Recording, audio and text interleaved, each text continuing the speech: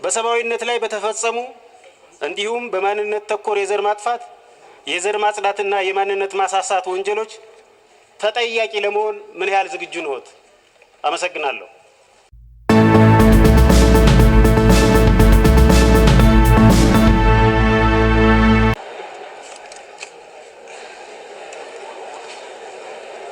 አንድ ደቂቃ አይደለም ከአንድ ደቂቃ በላይ ወስዷል። እሺ በመቀጠል የተከበሩ አቶ ክርስቲያን ታደለ።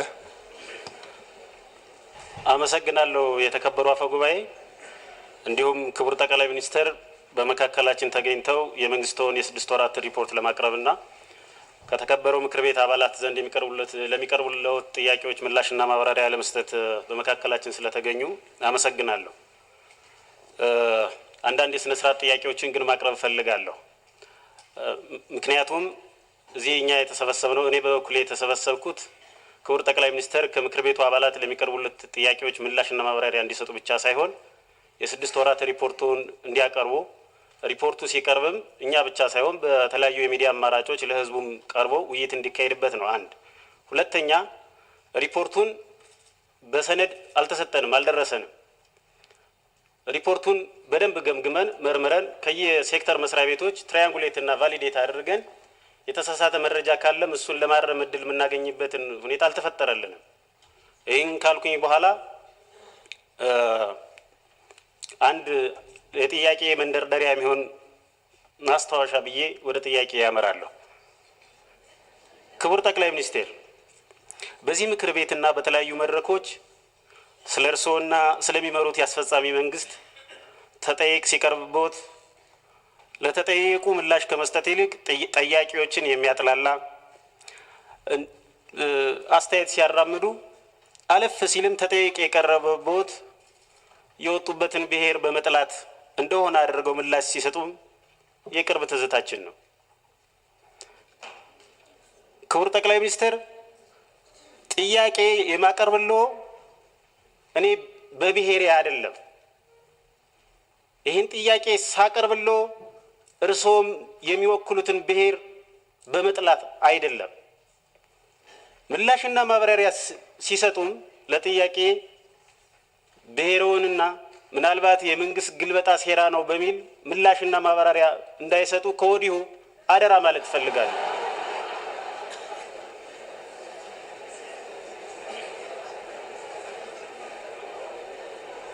አመሰግናለሁ። ወደ ጥያቄ አመራለሁ። የዜጎችን ደህንነትና የሀገርን ሉዓላዊነት መጠበቅ ዝቅተኛ የመንግስት ኃላፊነት ሆኖ ሳለ ዜጎች በማንነታቸው ምክንያት በመንግስት የጸጥታ ኃይሎች ይገደላሉ፣ ይፈናቀላሉ፣ ቤታቸው ይፈርሳል፣ ንብረታቸው ይወድማል።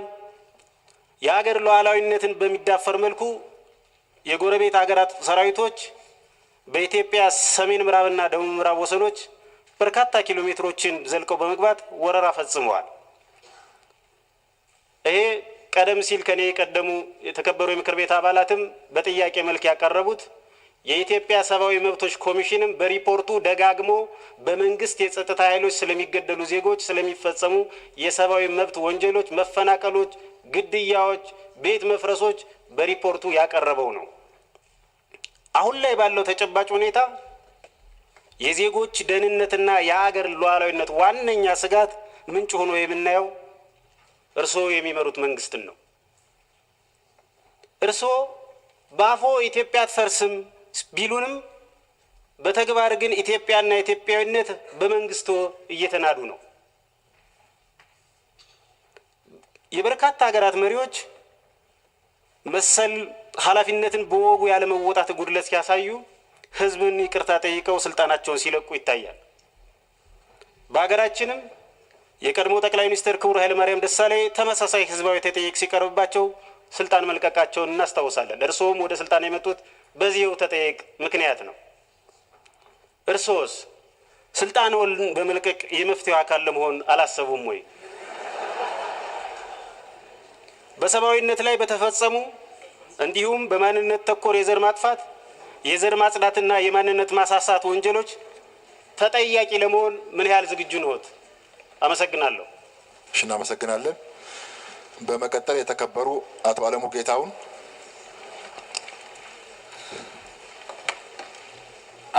አመሰግናለሁ። የተከበሩ አፈጉባኤ፣ አመሰግናለሁ። የኢፌዴሪ ጠቅላይ ሚኒስተር፣ በቅድሚያ የኢፌዴሪ ክቡር ጠቅላይ ሚኒስተር ለምናነሳቸው ጥያቄዎች ምላሽና ማብራሪያ ለመስጠት በመካከላችን ስለተገኙ እጅግ እያመሰገንኩ ጥያቄን ከዚህ እንደሚከተለው አቀርባለሁ። ክቡር ጠቅላይ ሚኒስተር፣ ከመልሶ ግንባታው ጋር በተያያዘ መንግስት በጀት ይዞ ወደ ስራ መግባቱ የሚታወቅ ቢሆንም በጦርነቱ ከፍተኛ ጉዳት ከደረሰባቸው አካባቢዎች አንዱ በአማራ ክልል ሰሜን ወሎ ዞን ወልዲያ ከተማ አስተዳደር ነው። በጦርነቱ የደረሰው ጉዳት መጠን በባለሙያዎች ሲጠና ከፍተኛ ውድመት እንደደረሰ በባለሙያዎች የጥናት ውጤት አሳይቷል።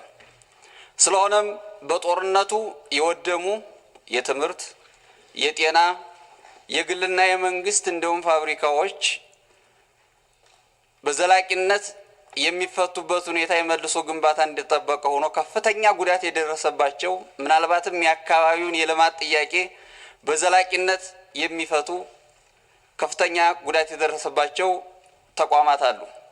ከነዚህ መካከል የመጀመሪያው መንግስት ሰፊ ሀብት ያወጣበት የመቻሬ ሜዳ 400 ኬቪ የመብራት ስቴሽን መሰረተ ልማት ግንባታ ባለበት ቆሟል።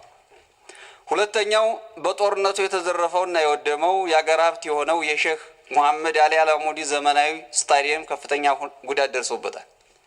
ይህ ስታዲየም የአገር ሀብት ነው። በተለይ በስፖርቱ ዘርፍ ዓለም አቀፍ ጨዋታዎችም ማስተናገድ የሚችል ነው። ከዚያ አኳያ የፌዴራል መንግስቱም ቢሆን ለዚህ ስታዲየም በቂ ትኩረት እና ድጋፍ ከማድረግ አኳያ ጉድለት አለ ብለን እናምናለን። ሶስተኛ በተለይ ትውልድ የሚገነባበት የወልዲያ ዩኒቨርሲቲ በግብዓት ችግር ምክንያት በመማር ማስተማሩ ላይ ተጽዕኖ እያሳደረበት ይገኛል። ስለሆነም እነዚህ በጦርነቱ የተጎዱ ታላላቅ ተቋማት በልዩ ሁኔታ የአመራር ድጋፍና በጀት ተደርጎላቸው በመልሶ ግንባታው እንዲሰሩ በአክብሮት ጠይቃለሁ። ሁለተኛው ከካሳ ክፍያ ጋር በተያያዘ በፌዴራል የመንገድ ስራ፣ በመብራት ስቴሽን መሰረተ ግንባታ፣ በአዋሽ ወልዲያ ሀራ ገበያ የባቡር መንገድ መሰረተ ልማት ግንባታ ምክንያት የልማት ተነሽ የሆኑ የወልዲያ፣ የጉባላፍቶ፣ የራያ ቆቦ፣ የሀብሩና የጋሸናና የላሊበላ 1072 አርሶ አደሮችና የከተማ ነዋሪዎች 129 ሚሊዮን 255613 ብር የካሳ ክፍያ ግምት ቢሰራላቸውም ካሳው አልተሰጣቸው። ምናልባትም አንዳንዶቹ ሙሉ የመሬት ይዞታቸውን ለልማት ያስረከቡ ናቸው። ስለሆነም የአርሶ አደሮች የካሳ ክፍያ የሚሰጥበት ሁኔታ ቢመቻች። ሶስተኛ ከመንገድ ግንባታ ጋር በተያያዘ በተለይ ከወልዲያ ጋሸና ፍላቂ ገረገራ ያለ የአስፋልት መንገድ ጥገና ተጀምሮ በጦርነቱ ምክንያት በመቋረጡ ህዝቡ በከፍተኛ ሁኔታ እየተንገላታ ነው። ስለሆነም የተጀመረው የአስፋልት መንገድ ጥገና ቢሰራና ህዝቡ እየገጠመ ካለው እንግልት ቢላቀቅ የሚሉ የተጀመሩ የልማት ጥያቄዎችን ለማቅረብ ነው። እጅግ አመሰግናለሁ። እናመሰግናለን። በመጨረሻ የተከበሩ ወይዘሮ አዲሱ አሰፋ። አመሰግናለሁ። የተከበሩ አፈ ጉባኤ፣ ክቡር ጠቅላይ ሚኒስትር ለጥያቄዎቻችን ምላሽና ማብራሪያ ለመስጠት በመካከላችን በመገኘቱ እያመሰገንኩ ከአንድ ወር በፊት ከመረጠን ህዝብ ጋር ስንወያይ ከህብረተሰቡ ከተነሱልኝ በርካታ ጥያቄዎች መካከል አንዱን ለርሶ በቀጥታ በዚህ ጉባኤ ለማቅረብ እድሉን ስላገኘው በድጋሚ እያመሰገንኩ ጥያቄ እንደሚከተለው በንባብ አቀርባለሁ። በሀገራችን የተለያዩ የመገናኛ ብዙሃን አውታሮች በህገ መንግስቱ ለተረጋገጡ መሰረታዊ ነጻነቶችና መብቶች እንዲሁም ለሰላም፣ ለእኩልነት፣ ለፍትህና ለዲሞክራሲ እንዲቆሙ በአጠቃላይ ለልማትና ለዲሞክራሲ ስርዓት ግንባታ የድርሻቸው መወጣት ይችሉ ዘንድ ሰፊ ምህዳር ተፈጥሮላቸውና ከሚመለከተው አካል ፈቃድ ተሰጥቷቸው እየሰሩ መሆናቸው ይታወቃል። ይሁን እንጂ አንዳንድ የሚዲያ ተቋማት አልፎ አልፎ ሚዲያው ለብዝሃነት፣ ለብሔራዊ መግባባትና ለሀገር ገጽታ ግንባታ ያለውን ሚና በመዘንጋት የተጣለባቸውን የሙያ ኃላፊነት ወደ ጎን በመተውና የግል ጥቅማቸውን ብቻ በማሰብ ግጭት ቀስቃሽ የተሳሳቱና የተዛቡ መረጃዎችን በማሰራጨት ህዝቡ እርስ በእርስ እንዲጋጭ እንዲሁም ህዝቡ በመንግስት ላይ ያለውን እምነት እንዲያጣና ለአመጽ እና ለውድመት እንዲነሳሳ ሲያደርጉ ቆይተዋል። በዚህም የተነሳ ሀገራችንና ህዝቦቿ ከፍተኛ ዋጋ ሲከፍሉ ቆይተዋል። በመሆኑም እነዚህን ህግና አሰራርን ባለማክበር እንዲሁም ኃላፊነትን በመዘንጋት ዜጎችን ለእርስ በእርስ ግጭትና ሀገርንም ላለመረጋጋትና ጸጥታ ስጋት ሲዳርጉ የቆዩ አሁንም እየሰሩ ያሉ የብዙሃን መገናኛ አውታሮች በተለይም የሀገር ውስጥ ሚዲያዎችን በህጉ መሰረት ማስቆም ለምን አልተቻለም? ላስከተሉት ጉዳትስ ተጠያቂ እንዲሆኑ ማድረግ ለምን አልተቻለም? ማብራሪያ ቢሰጥበት። አመሰግናለሁ። እናመሰግናለን። ከምክር ቤት አባላት ለተነሱ ጥያቄዎች ምላሽና ማብራሪያ እንዲሰጡ ለክቡር ጠቅላይ ሚኒስትር እድል ሰጣለሁ።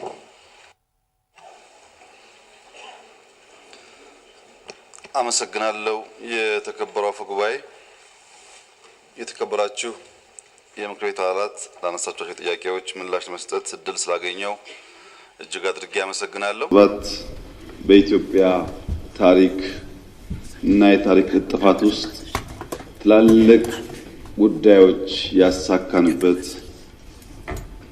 ይቻላሉ ተብሎ የማይታሰቡ ጉዳዮች ተችለው ያየንበት የተከናወንበት የተናገርናቸውን ቃል የገባንባቸውን ዋና ዋና ጉዳዮች የፈጸምንበት እጅግ የስኬት ዓመት በጋራ ማሳለፍ ስለቻል እንኳን ደስ ያላችሁ ላችሁ ወዳለሁ።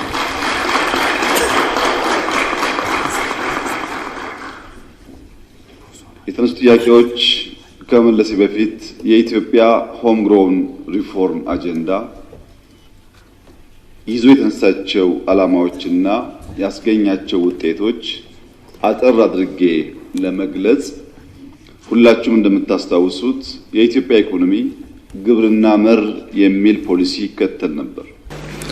ግብርና መምራቱ ስህተት ወይም ነውር ባይሆንም እንደ ኢትዮጵያ ላለ ኢኮኖሚ በአንድ ሴክተር መሪነት ላይ ተንተርሶ መስራት ካለንበት የደህንነት አረንቋ በፍጥነት ሊያወጣን አይችልም። ብዝሃ ዘርፍ እና ብዝሃ ተዋናይ የኢኮኖሚ አቅጣጫ መከተል አለብን የሚል እምነት ተይዞ የተነደፈው ፖሊሲ በእጅጉ ውጤታማ የሆነ እንዳለ ሁላችሁም የምትገነዘቡት ጉዳይ ነው። ከግብርና መር ራሱ ግብርና አንድ ሴክተር ሆኖ ኢንዱስትሪ ሁለተኛው ሴክተር ሆኖ ማይኒንግ ሶስተኛው ሴክተር ሆኖ ቱሪዝም አራተኛው ሴክተር ሆኖ ቴክኖሎጂ አምስተኛው ሴክተር ሆኖ ሌሎች ሴክተሮች ሳይዘነጉ እነዚህ አምስት ግንባር ቀደም የተሰናሰሉ ሴክተሮች ግን ብዝሃ ዘርፍ ሆነው ቢመሩ የኢትዮጵያን ኢኮኖሚ በፈጠነ መንገድ ሊያሻሽሉ ይችላሉ የሚል እምነት ነበረ። ግብርና ለኢንዱስትሪ ግብአት ነው። ማይኒንግ ለኢንዱስትሪ ግብአት ነው። ኢንዱስትሪ ደግሞ ግብርናን የሚያፋጥን ማሽን ፈጣሪ ነው። ማይኒንግን ለመጠቀም የሚያስችሉ ቴክኖሎጂዎች የሚፈጥረው ደግሞ ኢንዱስትሪ ነው። ቴክኖሎጂ እዛ ታክሎበት ብዝሃ ዘርፍ መሆኑ የኢትዮጵያ ኢኮኖሚ አሁን በታየው መንገድ ስር ነቀል ለውጥ እንዲያመጣ የሚያስችል ተጨባጭ ውጤት እያስገኘ መሆኑን ያሳያል። ብዝሃ ተዋናይ ደግሞ ያልነው መንግስት አንድ ኢኮኖሚ አንቀሳቃሽ ኃይል ሆኖ ብቻውን ሳይሆን መንግስት ከግል ሴክተር ጋር ተሳስሮ ብቻውን ሳይሆን መንግስት ከህዝብ ጋር ተሳስሮ መንግስት ከአጋር ድርጅቶች ሲቪክ ሶሳይቲ ጋር ተሳስሮ የኢትዮጵያን ልማት በየፈርጁ ማፋጠን አለበት የሚል እምነት ተይዟል። በተለይ ፓብሊክ ፕራይቬት ፓርትነርሺፕ የሚባለው ሐሳብ በሐሳብ ደረጃ ያለ ቢሆንም ፓብሊክ ፒፕል ፓርትነርሺፕ ግን በመንግስት ደረጃ ግልጽ አቅጣጫ የተቀመጠለት ከለውጡ በኋላ ነው።